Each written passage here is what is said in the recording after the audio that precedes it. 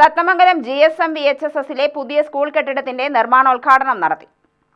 സംസ്ഥാന പദ്ധതിയിൽ ഉൾപ്പെടുത്തി 1 കോടി രൂപ ചിലവിലാണ് പുതിയ കെട്ടിടം നിർമ്മിക്കുന്നത്.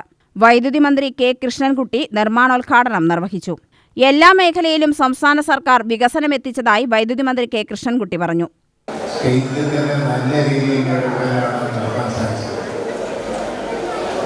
ഏറ്റവും സ്ഥലത്ത് മോശമുണ്ടായിരുന്ന സ്ഥലമായിരുന്നു 80 ആണ് റിസൾട്ട്. ഇപ്പോൾ 99.6. അത് അധ്യാപകന്മാരും രക്ഷിതാക്കന്മാരും അധ്യാപകന്മാരുടെ വലിയ അധ്വാനമാണ് അതിന് ഭാരം കാണിച്ചത്. അതിന് ഭൗതിക സാഹചര്യം ഒരുക്കുന്നതിൽ വലിയ പങ്ക് നമുക്ക് വഹിക്കാൻ സാധിച്ചു.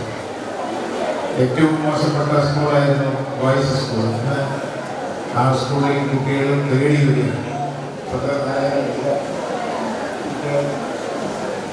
4000 അല്ല സ്കൂൾ വിട്ടുപോയി അവിടെ സ്കൂൾ പഠിപ്പിക്കേണ്ട പറഞ്ഞ പോയവർ അവിടുത്തെ അധ്യാപകന്മാരുടെ ഒരു വലിയ ഇടപെടൽ അതിൽ നടത്തി.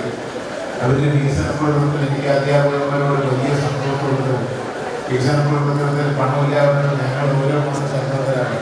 അങ്ങനെ നമുക്ക് ജനങ്ങളോടാണ് കമ്മിറ്റ്മെന്റുള്ളത്. അവരാണ് നമ്മുടെ യജമാന്മാരെന്നുള്ളത് മനസ്സിലാക്കണം.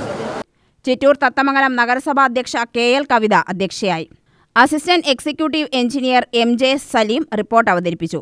Principal Waheeda Banu, PTA president Swaminathan, ജനപ്രതിനിധികൾ എന്നിവർ പങ്കെടുത്തു. UTV news, Palakkad.